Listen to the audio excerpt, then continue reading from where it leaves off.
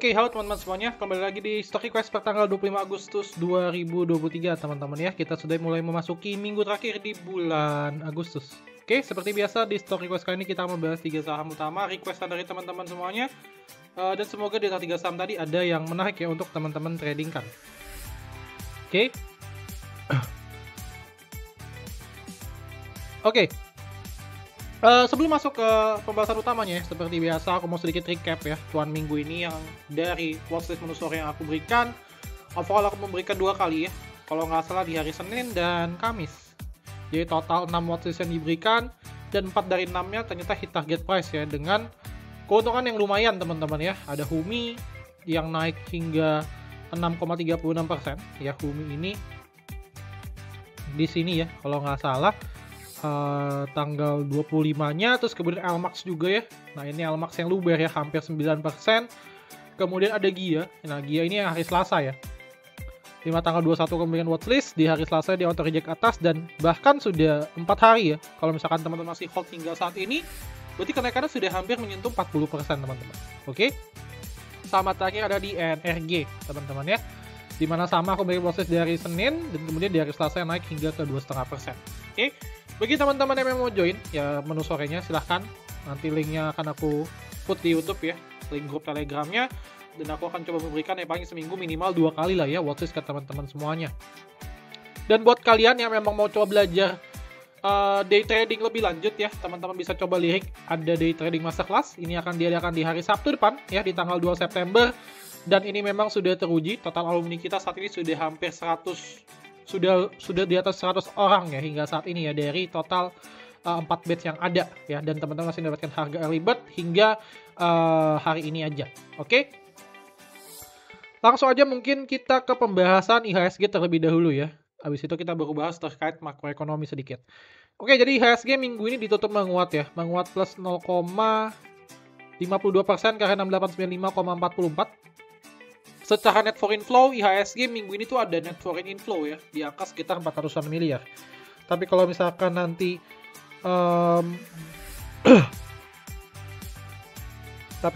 dicampur dengan pasar nego dan tunai, IHSG ada net foreign outflow di angka 2 triliun teman-teman, dan itu memang terjadi di saham GoTo itu sendiri. Dan untuk market minggu ini memang gerakannya mix ya. Mostly sih ada gerakan dari sektor coal ya, batu bara. Minggu ini menguat dan juga dibantu oleh beberapa saham IPO ya yang sempat rebound gitu. Oke, kalau teman-teman lihat memang secara price action sendiri IHSG sebenarnya baru breakdown ya, trendline yang di bawah ini ya. Dia sudah breakdown dan dia membentuk trend yang baru yang lebih lemah dibandingkan sebelumnya. Jadi kalau misalnya kita adjust trendline-nya dari sini ya, kita turunan ke sini. Oke, itu untuk IHSG kita. Jadi kemungkinan besar kalau menurut aku pribadi sih gerakannya masih mix ya. Memang sih secara foreign flow sudah mulai ada perbaikan, cuma kalau misalkan memang secara sentimen ya, nanti kita bahas juga dari sisi ekonomi makro sedikit, itu agak kurang bagus ya bagi IHSG kita. Oke, nah ini kemudian kita akan beralih ke sentimen ekonomi makro ya, dimana kalau teman-teman lihat ini ada berita terupdate ya, dimana pada Jackson Hole Symposium ya, Jerome Powell mengatakan bahwa The Fed kemungkinan besar akan menaikkan lagi tingkat suku bunga ya untuk memanage inflasi ya. Aku nggak tahu nanti dia akan menaikkan berapa kali lagi ya, kemungkinan sih minimal 1 kali ya, minimal 1 kali, mungkin maksimal akan 2 kali. Jadi kemungkinan besar akan berkutat di area 6%, dan kemudian mereka berharap inflasinya itu dijaga di angka 2% teman-teman ya. Jadi tentunya hal tersebut kurang bagus ya untuk saham-saham di sektor properti dan juga saham sektor teknologi, sehingga teman bisa lihat beberapa sahamnya, saham di sektor properti misalkan ada SMRA, PWON, CTRA ya, BSD itu mulai terjadi koreksi teman-teman. Kemudian juga sama ya halnya dengan terjadi di saham teknologi, ada Arto, GoTo gitu ya, BBYB ya, itu masih juga terus turun hingga saat ini ya. Jadi proxy teknologi hingga saat ini belum ada menarik-menariknya gitu kalau yang aku lihat. Oke, jadi sebenarnya IHSG masih akan bergerak mix ya. Kalau misalkan dia berhasil menjaga trendline di bawah ini ya good, maka dia akan berpotensi untuk melanjutkan kenaikannya. Tapi kalau misalnya dia di breakdown lagi, ya trennya akan semakin melemah lagi. Oke, dan sekedar info juga ya, dan sekedar reminder bahwa 2 minggu lagi ya, di tanggal 4 September kita akan mulai memasuki periode ARB simetris, di mana tentunya itu akan membuat pergerakan IHSG jauh lebih volatil lagi dibandingkan yang sekarang ya. Sekarang aja dengan ARB 15% IHSG sudah bergerak cukup volatil, apalagi nanti gitu teman-teman ya. Jadi persiapkan diri kalian ya, tetap disiplin dengan trading plan-nya dan jangan sampai ya ada kasus seperti misalkan nyangkut-nyangkut lagi gitu. Oke, itu sedikit preview IHSG ya. Jadi aku sendiri masih belum bisa membuat decision di mana IHSG sekarang lagi di area resistance sendiri. Kemarin sempat ada candlestick rejection ya, 2 candle, terus kemudian hari ini membentukkan hammer gitu ya. Oke, langsung aja kita bahas mungkin 3 saham tadi adalah saham Humi ya, terus kemudian saham Cofin dan juga saham Lead. Kita akan bahas dari saham Cofin dulu ya. Oke, kalau misalnya teman-teman lihat di saham Cofin ini sendiri, sebenarnya ada katalis positif ya, di mana suku bunga kan berpotensi untuk naik lagi kan. Tentunya suku bunga kredit yang nanti akan disalurkan oleh Cofin sendiri juga akan bagus gitu ke depannya. Oke, dan kalau teman-teman lihat, sisi negatifnya adalah Cofin ini baru aja break trend line-nya ya. Dia baru di break trend jangka menengahnya, dan sekarang dia lagi menguji area support. Nah, apakah area support ini cukup menarik? Kita akan coba lihat ya. Oke, secara indikator sendiri ya, saham Cofin itu lagi di MA50 sebenarnya ya, lagi di MA50. Jadi lagi ketahan MA50 gitu kan. Kalau menurut aku pribadi sebenarnya secara risk dan reward itu cukup oke ya, secara risk dan reward ya. Tapi kalau misalkan secara inflow, coba kita cek ya secara broker summary-nya. Secara inflow mingguan ini memang lagi cenderung major distribusi yang cukup lumayan gede gitu. Jadi menurutku sih untuk Cofin, kalau misalnya teman-teman mau coba spec buy ya di area support, monggo dipersilahkan gitu ya, karena juga bisa teman-teman gunakan area support di MA50-nya, which is itu ada deket-deket area 600 ya kalau teman-teman lihat. Jadi teman-teman bisa cicil beli mungkin dari sekitar area 620 sampai ke area 600 teman-teman gitu ya. Targetnya di mana? Targetnya teman-teman bisa put di sekitar area sini ya, di sekitar area 670, atau mungkin bisa jadi di sekitar area sini, sekitar 690-an atau 685. Jadi kalau misalkan teman-teman hitung, misalkan area beli teman-teman adalah di sekitar 610 ya, last support di sekitar 600 595 lah ya, dengan area resisten di sekitar area 670 sampai 685. Oke, kalau teman-teman lihat secara risk dan reward memang menarik ya, cuma secara inflow dia agak kurang. Jadi itu lebih ke arah spec buy gitu untuk saat ini untuk Cofin ya. Kalau misalkan dia berhasil ketahan di MA50 bagus, tapi kalau misalkan dia breakdown hati-hati. Kalau misalkan kita lihat dari sisi price action-nya, ini sih memang agak kurang bagus ya. Dimana kalau teman-teman lihat di sini tuh. Oke.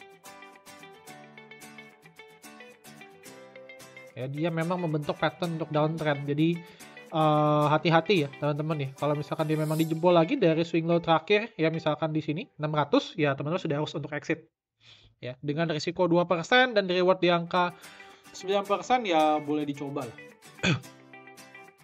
Oke, itu adalah untuk Cofin. Kemudian yang kedua yang akan aku bahas adalah saham Lead. Oke, nah untuk saham Lead sendiri memang secara tren ini mulai ada pergerakan ya, itu yang pertama. Terus kemudian secara inflow juga mulai ada inflow.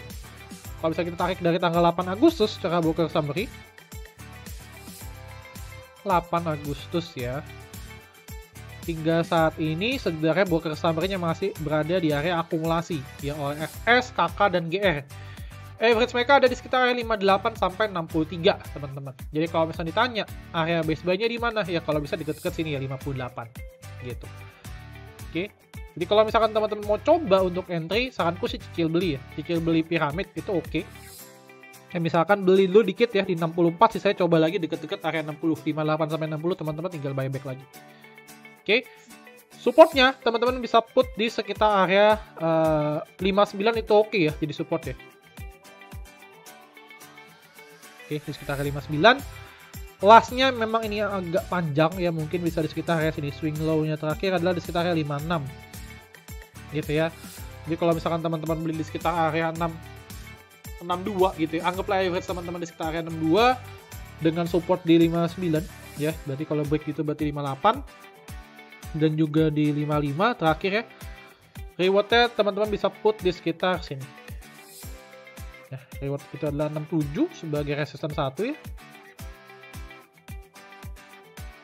Kemudian resisten keduanya teman-teman bisa put di sekitar sini. Di sekitar 70. Oke. Ya.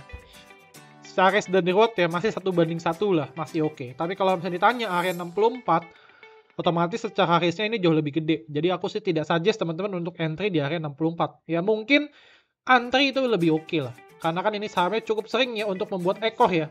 Dia mungkin teman-teman bisa coba antri dekat-dekat 62.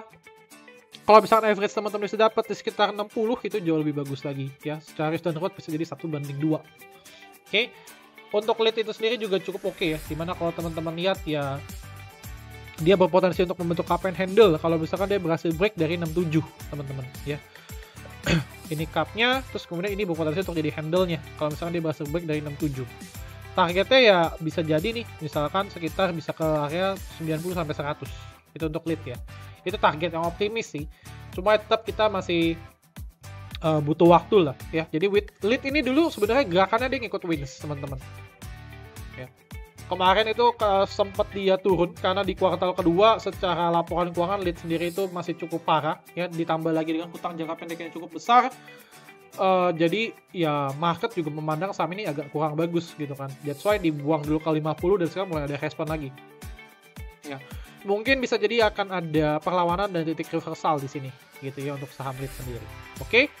Terus kemudian juga sebagai tambahan ya, dia juga secara indikator MACD dia juga terus naik ya, meskipun dia sempat stagnan di sini, bisa menjadi tanda bagus pertama lah ya untuk saham ini.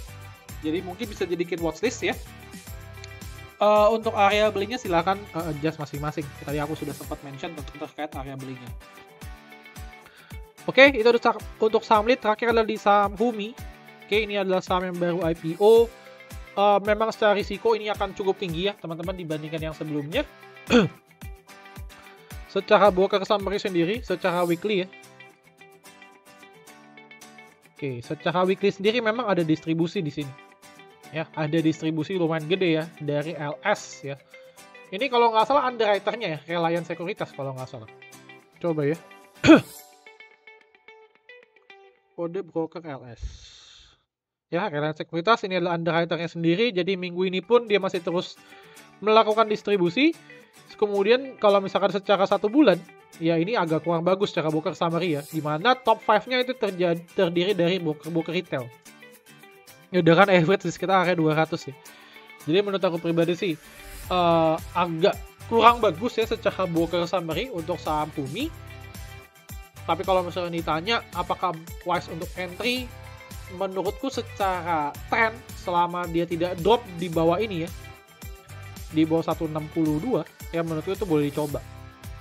Jadi kalau misalkan teman-teman mau coba area beli yang low risk ya, ini kan gapnya udah ditutup ya sebenarnya ya. Saranku sih nunggu dulu ya, nunggu dia koreksi dulu dekat-dekat 162 gitu ya, teman-teman baru coba untuk masuk.